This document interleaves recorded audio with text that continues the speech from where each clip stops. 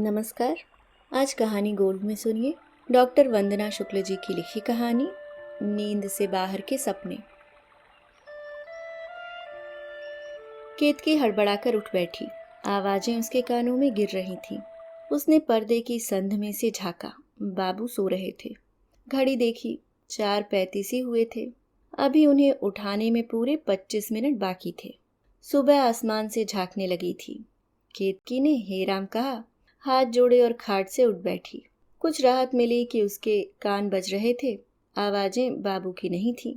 घर बाहर के लोग, रिटायर्ड इकहरे बदन के उनके पति देवी शरण बाबू को बाबू ही कहते थे। अभी तो अखबार और चप्पलें रखना है बाबू के पलंग के पास, फिर दूध गर्म करना है। चाय में उनके मुताबिक संतुलित चीनी पत्ती दूध ना हो या ज्यादा गर्म दूध दो तो बस घर में तूफान ही आ जाता है। उस दिन भरा भराया दूध का ग्लास उठाकर फेंक दिया था। पूरा दूध बैठक की दीवार पर छप गया था। चींटियां और मक्खियां भी कितनी चुस्त होती हैं भाई, कैसे खबर हो जाती है उन्हें कानों कान। आधी रात हो या भरी दोपहर, सारी झिमट आती हैं। वो सोचती रही थी। जल्दी जल्दी सारे काम निपटाए केतकी ने पति के उठने के पहले। बहू उठ गई थी, रसोई में अपने लिए टिफिन बना रही थी। बहू भी जाती है पढ़ाने, पर उसकी दुनिया एक अलग टापू है और इन दोनों दुनियाओं के बीच प्रायः काफी फासला होता है, जिसका पुल केतकी ही है। बाबू के कमरे में खटर-पटर शुरू हो गई थी, यानी बाबू जाग चुके थे। अरे हमारा दातुन रखे कि नहीं वॉश बेसिन पर? आज चाय भी बना दें तो बड़ी मेहरबानी होगी, पर कड़क और बिना चीनी की बनाना। भूलना नहीं, समझी कि नहीं? बाबू पलंग पर रखी सूती कपड़े की जेब वाली बनियान पहनते हुए बोले। केतकी की आंखों को न इतनी फुर्सत थी और ना ही जरूरत कि बाबू की आवाज को छू ले। कान अलबत्ता वहीं तैनात रहते, एक भरोसेमंद दरबान की तरह। वो हूं कहकर दौड़ती रही। बाबू के मंजन की तैयारी कर, अभी तो दूध व चाय। गैस पर चढ़ा नल से पीने का पानी भी भरना है। वो सोचती जा रही थी। आजकल पूरे शहर में पानी की किल्लत है। गनीमत है कि यहाँ भले ही पौन घंटे के लिए आ तो रहा है पानी नलों में, नहीं तो और कॉलोनी में तो म्यूनिसिपैलिटी के वाटर टैंक मंगाने पड़ते हैं। रोज पानी के पीछे सिर्फ टॉवल की खबरें सुनते हैं। गांव में तो कैसे नदियां हरहराती रहती थीं। वो गांव की लड़कियों औरतों के साथ कुएं से पानी भरने या कभी कभी यूं ही नदी में नहाने भी चली जाती थी। नदी के बीचों बीच खड़ा वो छोटे से मंदिर का पौराणिक बुर्ज जो खंडहर हो चुका था और उसके बचे खुचे अवशेष नदी के बीच में किसी पेड़ के सूखे हुए ठूंठ की तरह झांकते रहते थे। वहां तक केतकी अकेली थी जो तैरकर उसे छूकर आ पाती थी। सब सहेलियां नदी किनारे लगे जंगल जलेबी, केंथ इमली या आम और बीही के दरख्तों से फल तोड़कर खाती हुई घंटों पानी से खेलती, उलेचती सीढ़ियों पर पानी में पैर डालकर बैठी बतियाती रहती। और यहाँ इतना हलकान होना पड़ेगा बूंद बूंद पानी के लिए, ये तो इससे पहले कभी सोचा ही नहीं था उसने। अरे आज टॉवेल नहीं रखी, मुंह काहे से पोछेंगे? इतनी अक्ल नहीं है कि मंजन करके मुंह भी पोछना होता है। क्या बतावें, ऐसी गमारू औरत से पाला पड़ा है। पिताजी भी न जाने कहाँ गांव खेड़े से ब्याह लाए इसे और मेरे गले बांध दी। थोड़ी पढ़ी लिखी लाते तो शऊर तो होता। बाबू का व्याख्यान फिर शुरू हो गया था। तब तक केतकी भूल गई कहकर दौड़ गई थी कमरे में तौलिया लाने। भूल गई, बस कह दिया और छुट्टी। बेवकूफ समझ रखा है क्या? बाबू के प्रातःकालीन मंत्रोच्चार शुरू हो गए थे। यहाँ बैठे हुए हैं उल्लुओं खाई, अब लेने गई हैं महारानी तौलिया। भूल जाती हैं रखना, जैसे न जाने कितने पत्थर तोड़ती हैं दिन भर। सही है, रिटायरमेंट के बाद तो आदमी की हालत कुत्ते जैसी हो जाती है।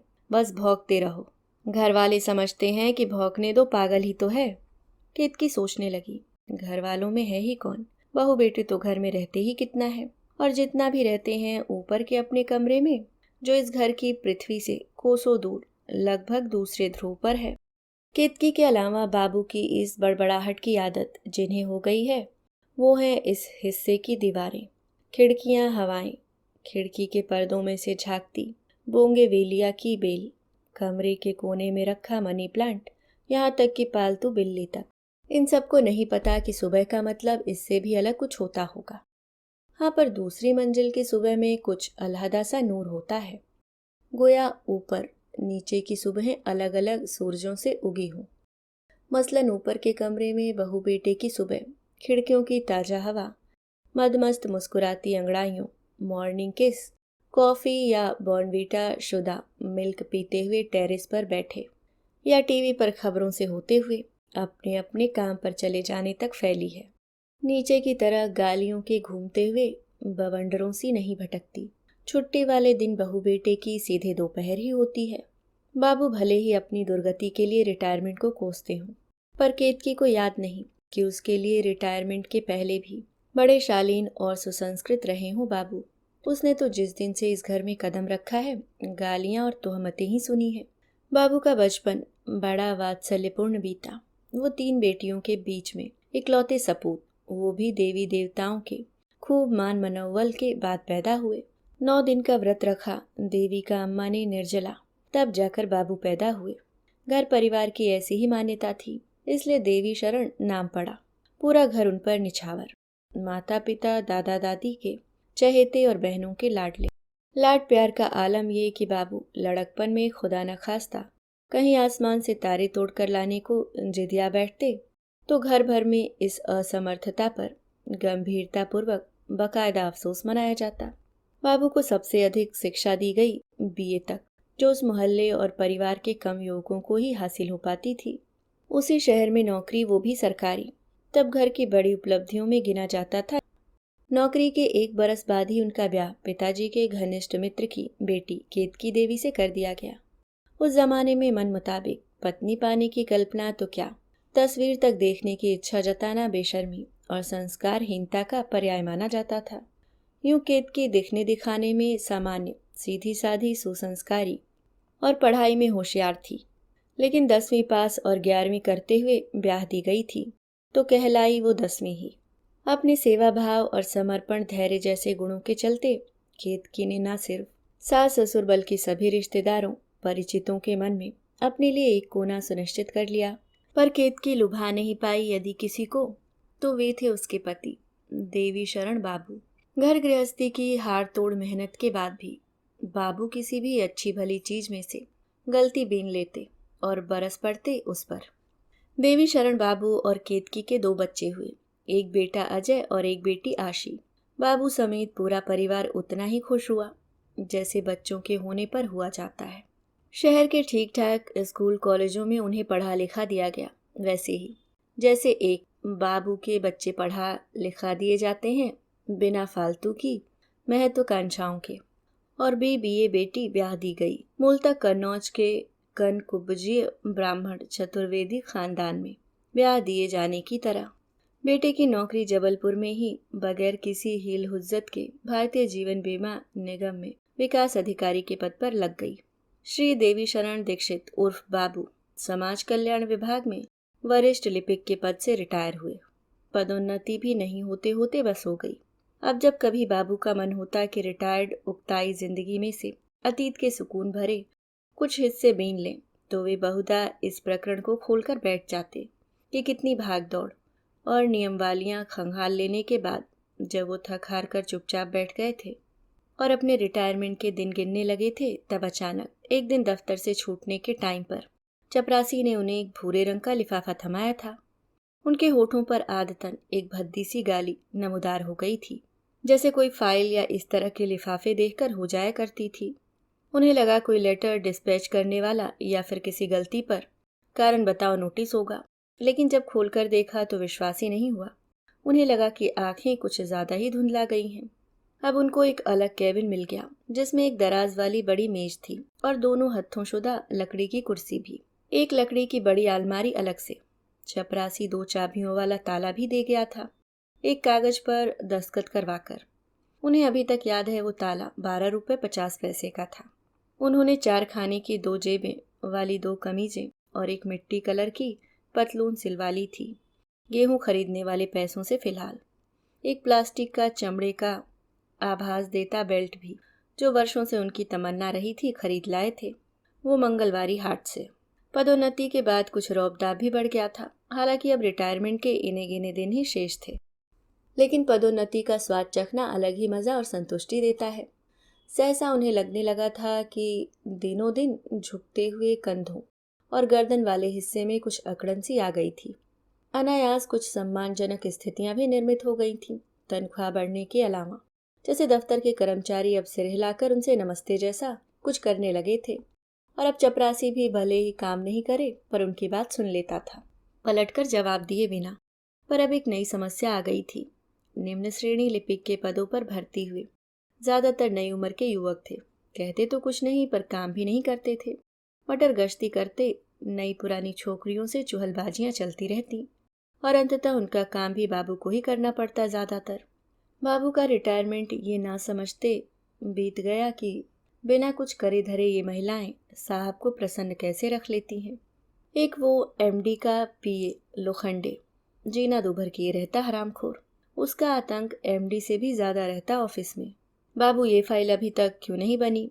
ये गांव में शिविर लगने हैं, इनकी फाइल कहाँ है? ये महिला बाल विकास में कोटेशन भेजने हैं, उन्हें बनाओ जल्दी। वो डेपुटेशन वाले पेपर्स लाओ, परिवार नियोजन की डॉक्यूमेंट्री वाली फाइल दिखाओ। और बाबू दौड़ते रहते फाइलें लिए इस अलमारी से उस अलमारी, या फिर धूल भरी फाइलों में सिर घुसाए बैठे रहते ऑफिस के बाद तक। इसके बाद भी लोखंडे कोई ना कोई तोहमत या उलाहना चिपका ही देता उनकी सीआर पर। देखो, आपकी उम्र का लिहाज करते हैं, वरना अभी टर्मिनेशन लेटर बनवा देते, समझे सर? ऐसी झड़कियां रोज की बात हो गई थी। एक बार तो सस्पेंड होते होते बचे थे, जब एक अति महत्वपूर्ण फाइल खो गई थी। वो तो भला हो चपरासी गंगाराम का, जिसने सफाई करते समय अलमारी के ऊपर से धूल धूसरित निकाली। वो अब अलमारी के ऊपर कैसे पहुंच गई, ये शोध का विषय था। उन्हें लगा कि जानबूझकर परेशान किया जा रहा है उन्हें। बाबू को लगने लगा था कि जैसे जैसे उम्र बढ़ रही है वो निरस्त किए जा रहे हैं, घर बाहर, ऑफिस, दोस्तों, रिश्तेदारों, सब जगह से। जैसे अब किसी को, यहाँ तक कि दुनिया को भी उनकी कोई ज़रूरत नहीं रह गई थी। बाबू ने देखा था बचपन में, जब वो 8 बरस की उम्र तक नौगांव रहे थे अपनी नानी के यहाँ। उनके घर की बगल में एक पाठक जी रहते थे, जिनके यहाँ गायें थी।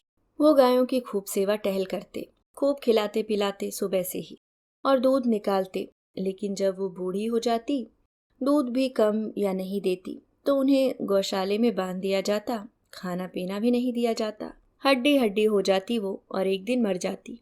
किस्सा भी खत्म और हत्या आरोप से भी बच जाते। बाबू को लगता जैसे उनकी स्थिति उन्हीं गायों जैसी हो गई है, और एक दिन वो भी हड्डी हड्डी होते मर जाएंगे। तो अभी भी क्यों जिंदा है वो, उन्हें कोफ्त होती। उनके स्वभाव की एक अचंभित करने वाली विशेषता ये थी कि घर के अन्यत्र कहीं भी उनके चेहरे पर एक घिघियाई सी मुस्कुराहट चिपकी रहती, जो घर की देहरी लांघते ही गायब हो जाती। विशेष तौर पर पत्नी केतकी को देखते ही उनकी त्योरियां चढ़ जाती। ऑफिस से वो भरे हुए लौटते, अक्सर जैसे आषाढ़ में काले पानी से भरे बादल डोलते घूमते रहते हैं, और जरा ताप छुआ कि बरस पड़ते हैं हरहराकर। बाबू भी घर आकर बरस पड़ते पत्नी केतकी पर, कोई ना कोई बहाना खोजकर। ये दिन में भी कमरे की बत्ती काहे चस रही है? हराम का पैसा आ रहा है क्या घर में? या आज नून का पूरा डिब्बा उलट दिया है क्या साग में? ले जा उठा के, थाली नहीं करना भोजन। और जब केतकी अपराध बोध में गोते लगाती, खुद की याददाश्त को कोसते हुए साग चखती, तो उसे कोई कमी नहीं लगती उसमें। बाबू मिट्टी के चूल्हे पर सिकी रोटी ही खाते थे। हालांकि गैस का चूल्हा भी था घर में, पर उसे ज्यादातर बहू इस्तेमाल करती नाश्ता वगैरह बनाने में। केतकी पूरे घर के लिए भोजन बनाकर रखती, उसमें भी बाबू के लिए बिना मिर्च और तेल का, और बाकी सबके लिए सामान्य। बहू दोपहर 2 बजे हारी थकी आती स्कूल से, ऊपर अपने कमरे में चली जाती। कुछ देर उनके किवाड़ बंद हो जाते तो ये मान लिया जाता कि वो रेस्ट कर रही है। चाहे कितना ज़रूरी काम हो, उन्हें डिस्टर्ब नहीं किया जाता। ये ऊपर से बाबू का आदेश था। बेटा दिन भर ऑफिस में रहता, शाम को आकर और सब ठीक कहता, अपना कर्तव्य निभा वो सीढ़ियाँ चढ़ अपने कमरे में घुस जाता। ऐसी बंधी बधाई दिनचर्या तो केतकी की भी नहीं थी। कभी कभी जब दोपहर तक घर के कामों में ही चकर घिन्नी बनी वो पूरी तरह थक जाती, और गलती से उसकी आँख कहीं लग जाती, तो इस गलती का खामियाजा उसे भुगतना पड़ता। बाबू चीखते, सो रही है महारानी, जैसे बड़े हाड़ तोड़कर आ रही हो। बहू की नकल करती है, पर ये नहीं जानती कि वो तेरे जैसी अनपढ़ नहीं है। एमएससी बॉटनी किया है उसने, जानती भी है इसका महत्व। वो तो लौंडा किस्मत वाला था कि उसे ऐसी सुगड़ बहू मिल गई। घर के खर्चों में उसका हाथ बटा रही है, वरना हमारे जैसे घसीटते हुए भी उसकी भी जिंदगी बीतती। केतकी अपमान का घूंट पीती सब सुनती रहती। 35 दिन में आदमी की आदतें बदल जाती हैं, यहाँ तो 35 बरस हो गए। वो सब भूल चुकी है। मायके का लाड चाव, हंसी खिलखिलाहटें, जैसे वो किसी पूर्व जन्म की घटना हो। माँ हैदराबाद से आशी दीदी वाले जीजा जी का फोन आया था। कह रहे थे कि आशी कभी भी अस्पताल जा सकती है। उसकी डिलीवरी के लिए अम्मा आ सकती हैं क्या? बेटे अजय ने ऑफिस से आकर सूचना दी। बेटी आशी के ससुर कैलाश नारायण चतुर्वेदी उर्फ चौबे जी आगरा के एक कॉलेज से हिंदी के प्रोफेसर पद से रिटायर हुए हैं। दामाद सुदीप हैदराबाद में एक बहुराष्ट्रीय कंपनी में सॉफ्टवेयर इंजीनियर है।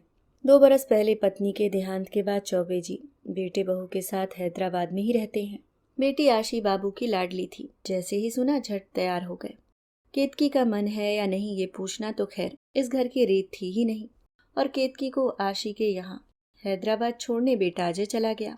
जाते समय केतकी बहू को समझाती गई कि बाबू का ख्याल रखे, वो आशी की जचकी होते ही आ जाएगी। उधर बाबू ने भी पत्नी केतकी को हिदायतें दी। वो शहरी लोग हैं, यहाँ तो चल जाता है तुम्हारा गवारपन, पर वो लोग मेज कुर्सी पर खाना खाते हैं, साफ सफाई और सभ्यता से रहते हैं। घर की नाक मत कटवा आना, बेटी की ससुराल है वो ये याद रखना। पूरी यात्रा में केतकी कल्पना करती रही, न जाने कैसे लोग होंगे। उसे तो बड़े घरों के सभ्य तौर तरीके भी नहीं आते। पहनना ओढ़ना भी साधारण है, सब गवारू समझेंगे। नाश्ता खाना क्या बनाएगी वो बेटी की ससुराल में? सही तो कह रहे थे बाबू, उसका वश चलता तो कभी ना आती वो, बहू को भेज देती। वो तो नए जमाने की है, सब जानती है तौर तरीके। कहीं बेटी आशी को अपमान न झेलना पड़े उसकी वजह से। वो उदास हो गई। हैदराबाद स्टेशन पर ही दामाद सुदीप कार लेकर आ गया था उन्हें लेने। प्रतीक्षा करता मिला। उसने मुस्कुराकर केतकी के चरण स्पर्श किए और अजय से गले मिला। घर पहुंचे, वहां आशी के ससुर कैलाश नारायण चतुर्वेदी बाहर उन्हीं का इंतजार कर रहे थे। आते ही उन्होंने हाथ जोड़कर केतकी का अभिवादन किया। नमस्कार बहन जी, कैसी हैं? ठीक है, केतकी ने नीचे आंखें किए संकोच से कहा। सुदीप ने अजय और केतकी का सामान उठाया और बेडरूम में रख दिया। आशी माँ और भाई अजय से मिलकर बहुत खुश हुई।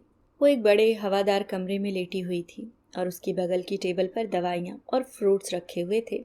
पूरा कमरा बच्चों की सुंदर तस्वीरों से भरा था। वॉल रैक पर कुछ सॉफ्ट टॉयज भी रखे थे। ये आशी की पहली डिलीवरी थी। न चाहते हुए भी स्मृतियों की न जाने किस संध से केतकी को अपनी जचकी की याद चली आई। हींग अजवाइन के धुएं में गर्मी में काटते वो दमघोट कमरा। छूत के कारण कमरे में 15 दिनों तक केवल नाई नाती मैली कुचैली सी। उसे और बच्चे को नहलाती धुलाती और खाना मूंग की दाल और पतली पतली 2 रोटी। मम्मी खाना तैयार है, अब आप फ्रेश होकर भोजन कर लीजिए, थक गई होंगी, दामाद ने कहा। टेबल पर खाना लग चुका था। मेड ने अभी अभी अमरस लाकर रखा था। उसने भी मुस्कुराकर केतकी का अभिवादन किया और किचन में घुस गई। पता नहीं बहन जी आपको भोजन कैसा लगेगा, हम लोग थोड़ा सादा खाना खाते हैं, चौबे जी संकोच से बोले। अरे नहीं, बहुत अच्छा खाना है अंकल। केतकी के कहने के पहले ही अजय बोल उठा। अच्छे बुरे का फर्क क्या होता है वो तो भूल चुकी है, सबके बाद में बचा खुचा खाना खाते खाते। आज पहली बार केतकी को महसूस हुआ। उसके बाद चौबे जी और अजय की बातें चलती रहीं। ऑफिस, देश, शहर, न जाने क्या क्या। अजय को शाम को ही वापस लौटना पड़ा, उसकी छुट्टियां नहीं थी। केतकी का सूटकेस आशी के कमरे में ही रख दिया गया था। रात में माँ बेटी देर तक बातें करती रहीं। सुबह की महक खिड़की में से दस्तक दे चुकी थी। अरे 5 बज गए, नींद ही नहीं खुली। दीवार घड़ी देखती केतकी हड़बड़ाकर उठ बैठी। कुछ पल खुद को ये भरोसा देने में लग गए कि वो जबलपुर नहीं हैदराबाद अपनी बेटी के ससुराल में है। अचानक घर की याद हो आई। बाबू उठ गए होंगे, पता नहीं बहू उठी होगी कि नहीं सोकर। बहू पर न चिल्ला उठे जैसे उस पर चिल्लाते हैं। बेटे अजय का गुस्सा भी बहुत तेज है। उसकी आंखों के सामने तरह तरह के दृश्य बनने बिगड़ने लगे। बरसों बाद घर के बाहर निकली थी और अकेली तो पहली बार ही रही इस तरह। वो घर और घर की नियमितताओं की इतनी अभ्यस्त हो चुकी है कि बाहर की दुनिया ही उसे एक सपना सा लगती है, जैसे वो किसी दूसरे ग्रह में चली आई हो। आज केतकी को महसूस हो रहा था मानो उसे यहाँ भेजकर अपने घर की पृथ्वी से बाहर किसी अंतरिक्ष में फेंक दिया गया है और वो निर्भर उड़ रही है किसी अनजान लोक में। उसने एक बार आशी को देखा, वो गहरी नींद में सो रही थी। उसे चादर उड़ाया और बाथरूम में घुस गई। कमरे के बाहर चहल पहल सी थी, शायद कोई उठ गया था सोकर। वो फ्रेश होकर अटैच्ड वॉशरूम में से निकली और बेड पर बैठ गई। उसे समझ में ही नहीं आ रहा था कि वो क्या करे। यूं बैठे रहने की भी उसकी आदत नहीं। सोचा कमरे के बाहर निकलती हूँ, कुछ काम वाम हो तो। सिर पर पल्लू ढको सकुचाती सी कमरे से निकली। देखा बैठक में चौबे जी पेपर पढ़ रहे हैं। वो कुछ सोच पाती उससे पहले ही चौबे जी बोल उठे। अरे आइए बहन जी, पेपर पढ़िए। उन्होंने अखबार आगे करते हुए कहा, जैसे वो प्रतीक्षा ही कर रहे थे। नहीं नहीं, आप पढ़िए, हम तब तक आप लोगों के लिए चाय बनाए देते हैं। केतकी ने खड़े खड़े ही कहा। अरे चाय तो अभी मेड आने वाली है, वो बनाएगी, आप तो आराम से बैठकर अखबार पढ़िएगा। उन्होंने सामने रखी कुर्सी की ओर इशारा करते हुए कहा। इसे अपना ही घर समझिए। मालती और हम सुबह सुबह यहीं अखबार पढ़ा करते थे। परिवार अपरिवार देश, उस पे कुछ चर्चा भी हो जाया करती थी। चौबे जी अपनी दिवंगत पत्नी को याद करते हुए बोले। केतकी को कुछ समझ में नहीं आ रहा था और अब कोई चारा भी नहीं था सिवाय चौबे जी की बात मान लेने के। वो पेपर पढ़ने बैठ गई। देखिए आजकल क्या क्या हो रहा है दुनिया में, पढ़िए तो। चौबे जी उत्साहित होकर बोले। वो कुंभ के मेले में भगदड़, कई भक्तों को गंभीर चोटें। अरे जाते ही क्यों है इनमें, भगवान तो धरती के कड़कड़ में विराजमान है, फिर है कि नहीं। चौबे जी कुछ देर चुपचाप पेपर पर नजरें गड़ाए रहे, फिर बोले। हरे कृष्णा, कहाँ जा रहा है ये देश। वो बदमाश कसाव को सरकार ने फिर मोहलत दे दी, बताइए जरा। ये हाल है। मैं तो कहता हूँ बहन जी, ये वकीलों की कौम ही बेईमान होती है। कौन भरोसा करेगा कि ये राजा हरिश्चंद्र और विक्रमादित्य का देश है। चौबे जी की आवाज का आरोह एक दो स्वर और ऊंचा हो गया था। मालती हमेशा कहती थी कि हमारा जमाना इससे बेहतर था। नहीं था, बताइए। जाने मेहरी आई होगी कि नहीं। नहीं आई होगी तो बहू को बर्तन खाना करना पड़ेगा। ढंग से आता भी तो नहीं है उसे खाना बनाना। बाबू बिना जीरे मिर्च की सब्जी खाते हैं, न जाने ये पता है उसे कि नहीं। असल घी भी खत्म होने को था। पांडे को कहला भेजा था गांव से लाने को, भगवान जाने लाया है या नहीं। केतकी सोच रही थी। और फिर पूरा दिन कैसे बीत गया पता ही नहीं चला। न जाने कितने वर्षों बाद आज केतकी ने दोपहर में आराम किया। सामान्य परिवारों की दिनचर्या कैसी होती है वो तो भूल ही चुकी थी शादी के बाद। अगले दिन रोज की तरह ठीक 4:30 बजे नींद खुल गई केतकी की। वो हड़बड़ाकर उठ बैठी। अचानक बाबू का रौद्र रूप आंखों के सामने आ गया, लेकिन जब नींद से थोड़ी जागृत हुई तो राहत मिली। उसने एक ठंडी सांस ली और लाइट जला दी। खिड़की के बाहर देखा, अंधेरे ने अभी अपनी चादर समेटी नहीं थी। वो बाथरूम में घुस गई। जैसे ही बाहर निकली, कमरे के दरवाजे पर खटखटाहट हुई। उसने कमरे का दरवाजा खोला, देखा आशी के ससुर चौबे जी खड़े हैं। बहन जी मॉर्निंग वॉक को जा रहे हैं, चलिए आप भी। हम लोगों की उम्र में टहलना जरूरी है, वरना हाथ पैर में जंग लग जाएगी। वो हंसते हुए बोले। केतकी कुछ देर हक्की बक्की रह गई। नहीं नहीं, हम आशी को देखेंगे, उन्होंने बहाना बनाते हुए कहा। अरे आशी के पास अभी सुदीप है, फिर मेड रहती है 12 बजे तक। चलिए तो, और भी महिलाएं आती हैं वहाँ। हम आगरे से जब यहाँ आते थे छुट्टियों में, तब मालती भी जाती थी हमारे साथ सैर को। उसे बहुत प्रिय था सुबह की सैर पर जाना। उन्होंने पत्नी को फिर याद किया। चलिए चलिए, बस ऐसे ही ठीक है, तैयार होने की जरूरत नहीं। केतकी को न चाहते हुए भी उनके साथ जाना पड़ा। बहन जी बुढ़ापा बड़ी नाजुक और थकी हुई उम्र होती है, राह में चलते हुए वो कहते जा रहे थे। लेकिन इसे काटना भी तो हमें ही है। इसका ख्याल नहीं रखेंगे तो कोई रोग लगा बैठेंगे शरीर को, और फिर आज की व्यस्तता में किसके पास समय है हमारी देखभाल करने का। अपना शरीर तो हमें ही स्वस्थ रखना है कि नहीं। हाँ सही है, केतकी ने धीरे से सहमति जताई। पूरे रास्ते चौबे जी बातचीत करते रहे। बातचीत के विषय ये भी हो सकते हैं, सोचा भी नहीं था उसने। केतकी चुपचाप हाँ हूँ करती रही। उसका पूरा ध्यान तो घर में रखा था। उसके कान यहाँ थे पर मन बार बार दौड़ा छूटा, यहाँ से कई 100 किलोमीटर पार कर। घर के किचन, कभी बाथरूम, कभी आंगन में डोलता फिरता। डर और दहशत बरकरार थी। बाबू उठ गए होंगे सोकर, पता नहीं बहू ने टॉवेल मंजन दूध वगैरह दिया होगा कि नहीं। रात में दवाई लेना भूले तो नहीं होंगे, वो ही तो देती थी उन्हें दवाई। वो गालियां दे रहे होंगे मुझे। एक हल्की सी सिहरन उसके शरीर में फैल गई। आशी को हमने मना कर दिया बहन जी नौकरी का, कि अब तुम बच्चे का ख्याल रखना। जब होश आया तो चौबे जी यही कह रहे थे। हमें जिंदगी की सबसे बड़ी खुशी दे रही है वो, और हमें कुछ नहीं चाहिए। और फिर बच्चे की परवरिश से बड़ा कोई काम नहीं। ठीक कह रहा हूँ ना मैं? चौबे जी ने मुस्कुराते हुए कहा। बिल्कुल ठीक कह रहे हैं भाई साहब, केतकी ने संक्षिप्त सा जवाब दिया। अब वो लोग एक बड़े और बेहद खूबसूरत पार्क के भीतर घुस रहे थे, जहाँ पहले से ही पुरुष महिलाएं मौजूद थे।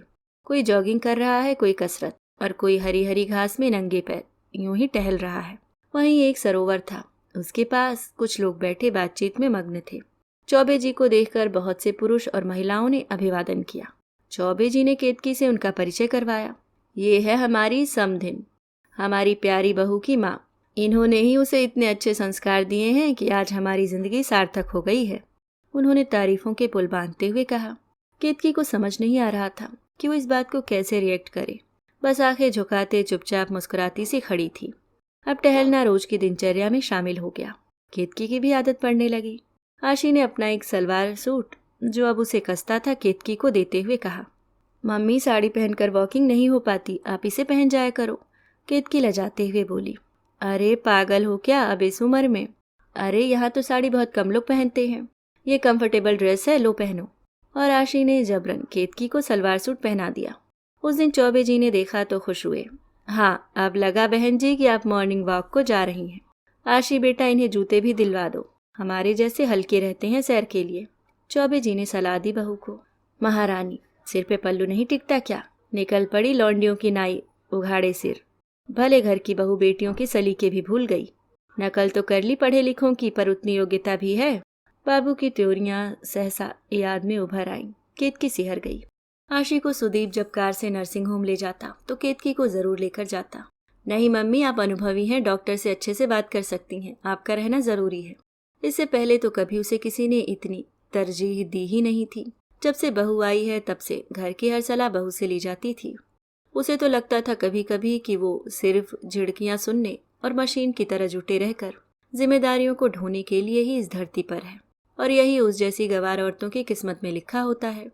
जब भी वो और चौबे जी खाली वक्त में बातचीत करते तो बस चौबे जी की कहानियों का पिटारा खुल जाता। वो रोचक घटनाएं अब केतकी को अच्छी लगती। दुनिया जहान की बातें संस्मरण। उसे अपनी कहने का मौका मिलता और दूसरे की सुनने का भी। उसे लग रहा था कि कुछ था जो भरा हुआ था मन में ऊपर तक, अब खाली हो रही है वो। बहन जी, ये संसार औरतों से ही चल रहा है, देखिए ना। धरती, प्रकृति, भारत माँ, पृथ्वी सब स्त्रीलिंग है। औरत एक माँ है, पत्नी है, बीवी है, बहन है। कितने रूप हैं उसके अलग अलग जगहों पर। पुरुष को तो स्त्री का ऋणी होना चाहिए। केतकी चुपचाप सुनती रहती ये बड़ी बड़ी बातें। अब वो आशी के घर के रीति रिवाज व्यवस्थाएं सब जान गई थी। खाना बनाने तो मेड आती थी, पर अब वो उसे बताती कि खाना फेंकना नहीं चाहिए और हिसाब का बनवाती। कभी कभी वो खुद भी हक से कोई नई खाने की चीज बनाती, और जब भी चौबे जी और सुदीप खाते तारीफों के पुल बांध देते। चौबे जी अक्सर कहते कि बहन जी, आपके आने से घर में पूर्णता आ गई है, नहीं तो वो 2 बच्चे और एक में खूसट। वो हंस देते। आशी ने खूबसूरत बेटी को जन्म दिया था, घर भर खुशी से बौराया हुआ था। चौबे जी बहू आशी के लिए सोने के बूंदे और समधिन केतकी के लिए साड़ियां लेकर आए। मालती होती तो वो लेकर आती, अब वो नहीं है तो ये उत्तरदायित्व भी हमें ही तो निभाना है। उन्होंने केतकी को साड़ी देते हुए कहा। घर में पूजा रखी गई, खाना पीना हुआ। केतकी ने ही घर की कमान संभाल रखी थी। अतिथियों के स्वागत से लेकर खाने पीने जैसे अन्य इंतजामों तक खूब रौनक हुई, खुशियां मनाई गईं। कार्यक्रम संपन्न हो चुका था, सो केतकी ने अब वापस घर जबलपुर जाने की बात कही।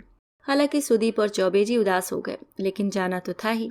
तय हुआ कि सुदीप जबलपुर छोड़ने जाएगा, लेकिन केतकी जानती थी कि दामाद सुदीप बेहद व्यस्त रहता है, सो उसके कहने पर राजधानी एक्सप्रेस में उसका अकेली का रिजर्वेशन करवा दिया गया। केतकी को याद नहीं कि कब उसने अकेले यात्रा की थी। जाने से पहले चौबे जी ने जबलपुर बाबू को फोन पर केतकी के आने की सूचना दे दी। चौबे जी फोन पर कह रहे थे, दीक्षित जी बहन जी को बिठा रहे हैं राजधानी में, कल रात जबलपुर पहुंचेंगी। सोचा कि आपको इत्तिला दे दें। अब तो हम घर भर को उनकी आदत पड़ चुकी है, सो बुरा तो लग रहा है थोड़ा। घर भर गया था जैसे उनके आने से, अब खाली हो जाएगा। आप सचमुच बहुत भाग्यशाली हैं जो आपको इतनी सुसंस्कृत और भली पत्नी मिली है। चौबे जी भावुक हो गए थे।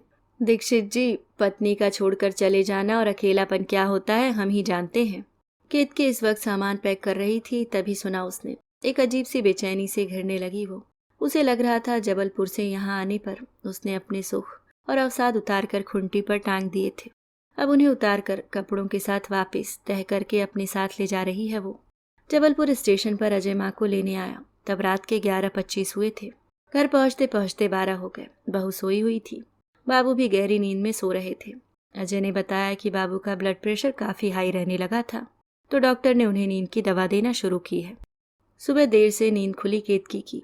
गहरी नींद से उठकर कुछ वक्त उसे ये यकीन करने में लगा कि वो अब हैदराबाद नहीं, अपने घर जबलपुर वापस आ चुकी है। रात में बाबू सो रहे थे इसलिए मिल नहीं पाई थी। बाबू की नींद ना खुल जाए इसलिए वो बैठक में ही सो गई थी। वो कमरे में गई, देखा बाबू बिस्तर पर नहीं है, टॉयलेट भी खाली। कहाँ चले गए उसे फिक्र हुई। वो तो वॉश बेसिन पर तौलिया मंजन रखवाए बिना उठकर जाते ही नहीं। बाहर लॉन में देखा, वहां भी कोई नहीं था। अभी वो यही सोच रही थी कि किचन से बर्तनों की आवाजें आने लगी। उसे सुखद आश्चर्य भी हुआ कि आज रविवार है। जब बहू बेटे 10 बजे तक सोते थे वो इतनी जल्दी उठ गए। केतकी ने सोचा बहू ने मंजन तौलिया वगैरह रख दिया होगा। बाबू मंजन कर रहे हैं और बहू चाय की तैयारी कर रही है किचन में। इतने दिन वो घर से बाहर रही तो बहू ने अपनी जिम्मेदारी समझते आदतें बदल ली हैं। तभी उसकी आंखें आश्चर्य से फैल गईं। उसने अपनी आंखों के सामने जो नजारा देखा। बाबू ट्रे में 2 कप चाय बनाकर ला रहे थे। वो बहुत कमजोर भी हो गए थे। बेटे बहू का कमरा अब भी बंद था। बाबू मुस्कुराकर बोले, पहले 1 कप बनाई थी, पर जब तुझे देखा तो एक और बना ली। और कैसी है तू? केतकी को लग रहा था कि जो उसके कान सुन रहे हैं और आंखें देख रही हैं वो उसके अपने नहीं हैं। अभी आप सुन रहे थे डॉक्टर वंदना शुक्ल जी की लिखी कहानी नींद से बाहर के सपने।